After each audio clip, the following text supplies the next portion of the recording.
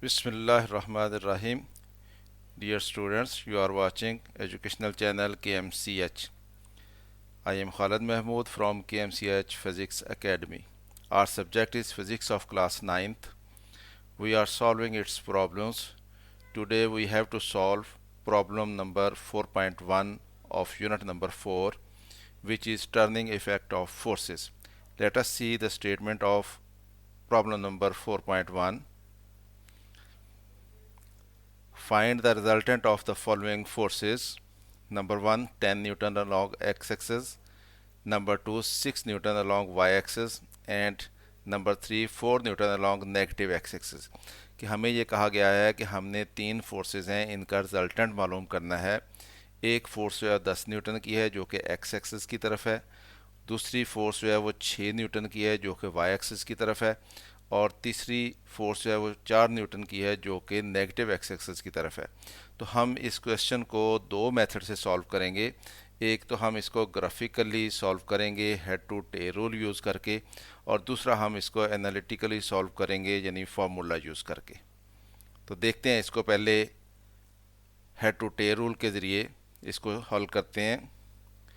Solution, let F1 is equal to 10 newton, ये along x axis है।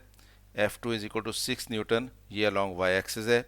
F3 is equal to 4 newton, ये along negative x axis है। पहले हमें scale fix करना है। हम स्केल फिक्स कर लेते हैं। 2 न्यूटन को हम 1 सेंटीमीटर से रिप्रेजेंट करेंगे। तो जब हम 2 न्यूटन को 1 सेंटीमीटर से रिप्रेजेंट करेंगे तो जो 10 न्यूटन की फोर्स हो जाएगी ये 5 सेंटीमीटर बनेगी, और जो 6 न्यूटन की फोर्स होगी ये 3 सेंटीमीटर बनेगी, और जो 4 न्यूटन की फोर्स होगी वो 2 सेंटीमीटर बनेगी।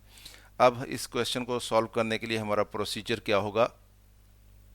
सबसे पहले हमने कोऑर्डिनेट सिस्टम ड्रा करना है, यानी जो एक हॉरिजॉन्टल लाइन होती है एक्स एक्सिस को रिप्रेजेंट करती है और वर्टिकल लाइन होती है वो वाई एक्सिस को रिप्रेजेंट करती है, और दोनों सेंटर में एक दूसरे को क्रॉस कर रही होती है। हम इसको कोऑर्डिनेट सिस्टम कहते हैं।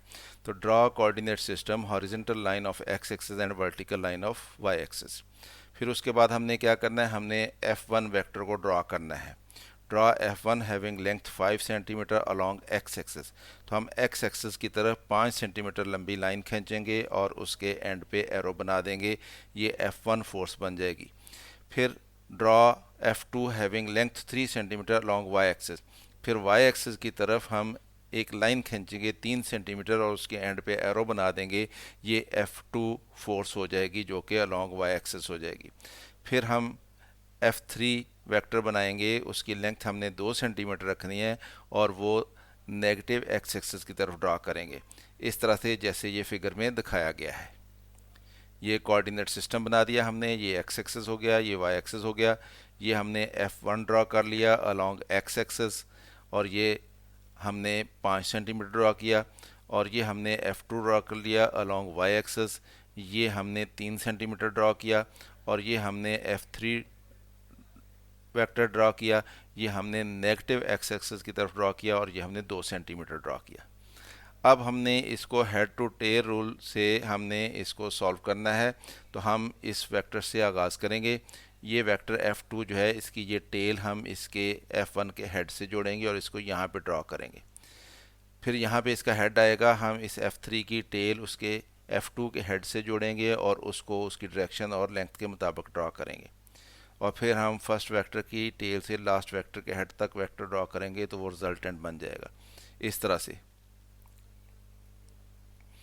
According to head to tail rule, arrange forces F1, F2 and F3 so that the tail of force F2 यानी F2 की जो फोर्स होगी टेल होगी coincide with the head of the force F1, वो F1 के head से मिलेगी eight point B, जैसे हमने फिगर में दिखाया। आगे फिगर दिखाएंगे हम। Similarly the tail of force F3 की फोर्स को कोइंसाइड करना है किसके साथ, F2 के हेड के साथ एट पॉइंट C। तो जब ये ड्रॉ हो जाए इस तरह से, तो join point A the tail of force F1, यानी F1 की टेल जो है जो कि पॉइंट ए पे है, उसको हमने ज्वाइन करना किसके साथ, पॉइंट डी के साथ। और डी क्या है, the head of force F3, ये आखिरी फोर्स जो थी F3 उसका हेड है। यानी फर्स्ट वेक्टर की टेल F1 की टेल जो कि ए पे है उसको लास्ट वेक्टर यानी F3 उसके हेड के साथ जो कि डी पे है ज्वाइन कर देना उनको। A D will represent force F, तो इस तरह से ए डी जो होगा वो फोर्स एफ को रिप्रेजेंट करेगा, which is the resultant according to head to tail rule, और ये हमारा रिजल्टेंट होगा। इस तरह से आपको ड्रा करके दिखाते हैं कि ये F1 फोर्स थी, ये इसके हेड के साथ हमने F2 जो कि यहाँ पे हमने बनाया हुआ था, यहाँ पे इसकी टेल हमने इसके हेड के साथ जोड़ के इसको यहाँ पे ड्रा कर दिया। और उसके बाद F3 जो कि यहाँ पे था इस डायरेक्शन में, उसकी टेल को हमने F2 की हेड से जोड़ के उसको यहाँ पे ड्रा कर दिया। तो जब ये ड्रॉ हो गए हैं तो F1 की जो टेल है ए पे, इसको हमने F3 के हेड के साथ इस तरह से जोड़ दिया यूँ। तो ये हमारा रिजल्टेंट बना F। तो ये हेड और रूल से हमने इसको सॉल्व कर दिया। अब हमने ये रिजल्टेंट बताना कि ये कितना है, उसके लिए हम इसकी लेंथ मेजर करेंगे, इस वेक्टर की लेंथ कितनी है, और उस लेंथ को फिर स्केल के मुताबिक हम फोर्स में कन्वर्ट करेंगे, और साथ हम प्रोटेक्टर यूज़ करेंगे और यहाँ पे उसको रख के तो इस वेक्टर का एंगल मेजर करेंगे कि ये एंगल कितना बनता है। तो ये एंगल मेजर करते हैं हम, तो ये 45 डिग्री बनता है, और इसकी लेंथ मेजर करते हैं तो ये लेंथ जो है वो इसकी 4.24 सेंटीमीटर बनती है एडी। तो measure AD and multiply it by 2 newton per centimetre the scale to find the magnitude of the resultant force F, यानी F की मैग्नीट्यूड मालूम करने के लिए AD को मेजर करें और उसको 2 न्यूटन पर सेंटीमीटर से मल्टीप्लाई कर दें तो वो फोर्स की मैग्नीट्यूड निकल आएगी। Using a protractor measure the angle DAB which the vector F या force F makes with x axis, this gives the direction of the resultant force. तो इस तरह से हमें डायरेक्शन मिल जाएगी उसकी। द लेंथ ऑफ AD हमने मेजर की तो वो 4.24 सेंटीमीटर बनी। रिजल्टेंट F बनेगा 4.24 सेंटीमीटर को मल्टीप्लाई करना हमने 2 न्यूटन पर सेंटीमीटर स्क्वायर, जो कि हमारा स्केल है। तो इसे मल्टीप्लाई करते हैं, सेंटीमीटर पर सेंटीमीटर जो है सेंटीमीटर से कैंसिल हो जाएगा, न्यूटन रह जाएगा। 4.24 को 2 से मल्टीप्लाई करें तो 8.48 न्यूटन आंसर बनता है। तो इसको राउंड किया गया है, आपकी बुक में आंसर दिया गया है अप्रॉक्सीमेटली इक्वल टू 8.5 न्यूटन।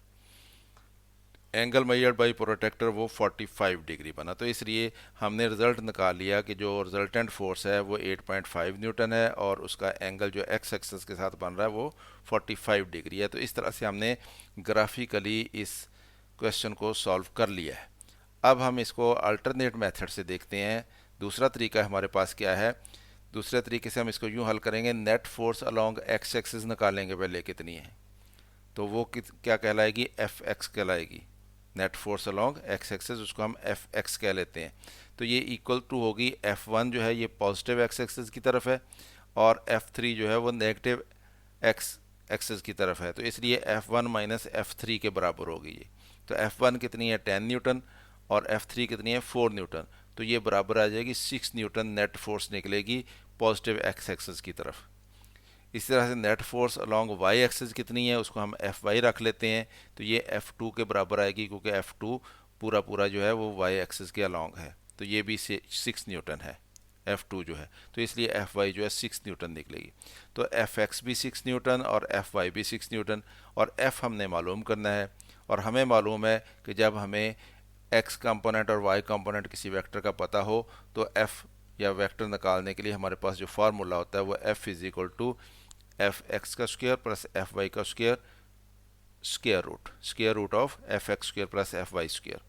तो ये फार्मूला होता है। इसमें वैल्यूज पुट कर देते हैं, एफ एक्स कितना है 6 और उसका स्क्वायर आएगा, प्लस एफ वाई कितना है 6 और उसका भी स्क्वायर आएगा। इसको सॉल्व करते हैं तो 6 का स्क्वायर 36 प्लस 6 का स्क्वायर 36, दोनों को ऐड करेंगे 72 आ जाएगा। इसका स्क्वायर रूट लेंगे तो 8.48 न्यूटन आता है, और अप्रॉक्सीमेटली 8.5 न्यूटन, क्योंकि आपकी बुक में ये आंसर दिया गया। Now for direction we know that, और डायरेक्शन मालूम करनी हमने, तो डायरेक्शन के लिए हमारे पास फार्मूला होता है theta is equal to tan inverse F y over F x. F y की वैल्यू 6 है, एफ एक्स की वैल्यू भी 6 है, तो 6 ओवर 6 1 हो जाएगा। तो 1 का tan इनवर्स लेते हैं तो वो 45 डिग्री आता है। ये कैलकुलेटर से करना पड़ेगा हमें। तो इसलिए हमने दोनों आंसर निकाल लिए, एफ आता है 8.5 न्यूटन और थीटा आता है 45 डिग्री। दस the resultant force is 8.5 Newton, making angle 45 degree with x axis. तो इस तरह से हमने दोनों मेथड से इसको सॉल्व कर लिया, ग्राफिकल मेथड से यानी हेड टू टेल रूल से भी हल कर लिया हमने, और इसको फार्मूला की मदद से भी हल कर लिया। तो स्टूडेंट्स, ये था हमारा क्वेश्चन 4.1। अगर वीडियो पसंद आए तो इसको लाइक कर लिया करें, और अगर चैनल अभी तक सब्सक्राइब नहीं किया तो इसको सब्सक्राइब कर लें, ताकि आपको मज़ीद वीडियो इस तरह की मिलती रहें। और ख़ुद भी देखा करें, दोस्तों को भी दावत दिया करें। मेरी तरफ से अल्लाह हाफिज़, शाद रहें, आबाद रहें।